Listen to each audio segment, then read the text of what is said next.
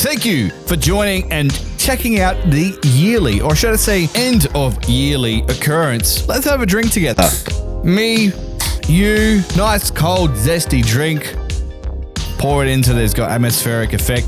Ooh, look at the bubbles, oh, the bubbles there, bubbles. Every year I do this. It was inspired because the Game Awards sucks shit, to be honest. So, for the past couple of years, I've been doing the Bedlam Awards. What the fuck are the Bedlam Awards? Well, I ask myself that every year, goddammit. Essentially, the Bedlam Awards is a look back on the last year with things I have found important. Gaming, media, Warhammer, drumming. A bit of a look back at the year that was, a look back at the channel as well. These are the Bedlam Awards. Our first category today is Game of the Year. Now, this actually goes to two games and I'm split right down the middle. The first one is Metal Gear Solid 2. I recently played this for the first time and was absolutely blown away with how good it is, how well the gameplay holds up, how well the story holds up, how prevalent the story is today. The whole thing with AI and perfect warrior being created from virtual missions, and it's just so awesome. Gameplay sections, the music is so awesome, the graphics still hold up really well. Outside of Metal Gear Solid 3 Snake Eater, I think every following Metal Gear, especially Phantom Pain, has tried to do what Metal Gear Solid 2 did successfully, where it was saying that you, as the player, have been tricked into becoming the perfect soldier. And on one hand, you've got the military-industrial complex trying to get its claws into you, impacting your decisions. And then on the other hand, you've got the actual Solid Snake, who does these very small nuggets of wisdom which permeate throughout the entire game and just go, oh, it is peak video game writing. It still holds up today and it will hold up, I think, forever. The second game, which I've already spent over 60 hours in, is Where Winds Meet. Coming from the Game Awards, all the AAA developers should be ashamed of themselves for charging $80 to $200, where this free-to-play game absolutely minces them. Do I understand what's going on with the story? Fuck no. Is it grindy? Fuck yeah. It has got its gameplay so down pat. I can't fault it. I literally can't fault it. Yeah, you can pay for stuff and that's sick. If you take something like Call of Duty, whatever, Black Ops 10 million that came out this year, and the utter shit show that was, and the amount of money they charged for you, compared to this game, which Where Winds Meet looks beautiful, plays beautiful, and the co-op is incredible. Like, I've never come across anything like it. That is such a great thing. Yes, there are microtransactions in it, but it does not impact your gameplay. The thing I love about it is it's so video gamey as well. Go and collect this, go and do that, go and do this A to B quest. It's so cool. The sword play is fucking amazing. There are so many different layered systems and different builds on different systems to help you with your build. I've got no idea what the fuck's going on. I just keep pressing shit, hoping for the best, but awesome. Best replay of the year. This will have to go to the first Metal Gear. And yeah, I'm being biased here. Again, this is the first time I've ever finished the first Metal Gear, and holy shit, what a fucking banger. The only downside about this game is the graphical limitation. I truly love that this is the first game that introduces you to Solid Snake and lets you play as Solid Snake.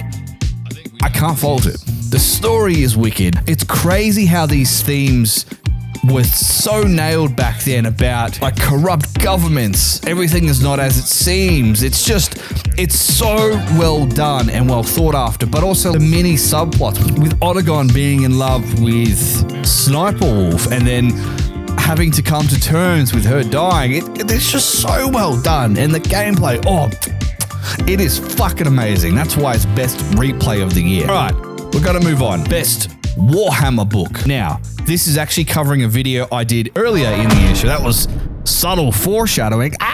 This is the Dark Angels Unforgiven Saga. Technically, it's about 3 books. But The Unforgiven, the final book in the Dark Angels trilogy, again, I loved it. Masterpiece. Yeah, I know the author gets some flack, but I absolutely love this book. I love how everything was brought together. I love how Dark Angels characters were referenced through other books. You know, Azrael and the Rock and Luther and the Fallen. I mean, like, look, I cannot fault this book. I fucking love it. I love that Cypher's in it too.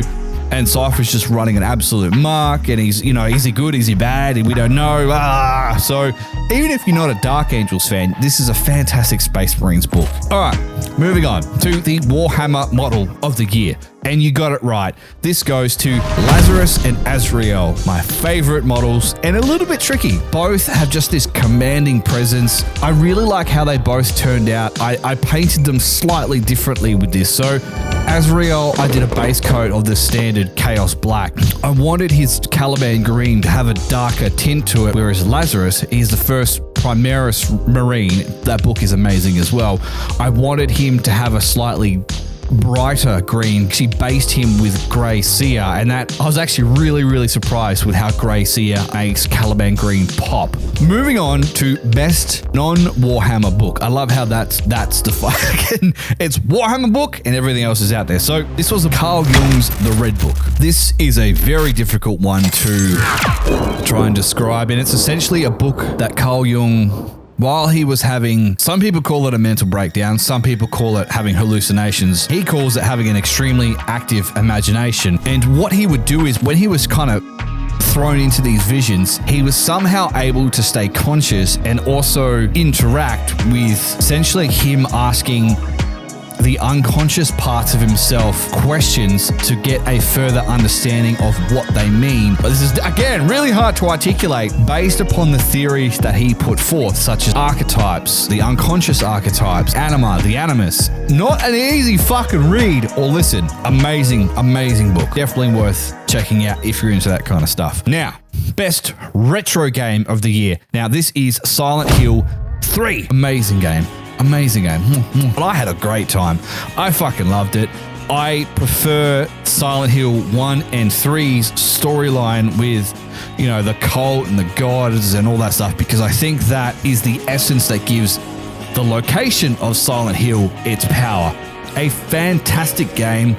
Some very fucking annoying bosses in there. But again, great game. Fucking loved it. Moving on. Album of the year goes to SB New World Depression. This was my most played album, hands of the year. I had this album on repeat. I did a drum cover of it, which I'll link below if you want to check that out. Looking back at my channel and the most stressful video, and this goes to Spain. I spent way too long working on this fucking drum cover. It came out good. I never want to hear that song again. I never want to play that song again. So it was stressful. It was chaotic. I guess it was worth it. I had a couple of other things going on, so it just dragged out for months and months. My partner Bree had heard the mix so many times that she was having dreams about Spain. So, like, I was like, how does this sound? Sounds the same as before. So, yeah, Spain, fuck, that was a nightmare. But the guitar solo in it that I got my mate Tom to do, he absolutely fucking nailed it. So I'm super appreciative that he jumped in on the track there. And another trend that you may have noticed is this channel, my channel, branched out quite a fair bit, adding a couple of different vlogs to the catalog, I should say, with the most recent Laksa Trials. I really enjoyed that. That was quite fun. One of my favorite videos this year was where Pacrecords came down to Melbourne for 2 days for a show, and I got to hang out with them and essentially film the whole process. The first day was the show. The first night, I should say, was the show. The second day was us going to the Chapel Street Bazaar, which was really cool. I had a lot of fun doing that. And editing-wise, it took me in a new direction with that and had a few challenges as well. But I thoroughly enjoyed it. So that was an absolutely wicked time. So that's it for this year. Anyway, we will return with the Bedlam Awards same time next year. What are your favorites make sure you drop a comment below, especially if you're sick and tired of the Game Awards. Like, that is a bunch of horse shit.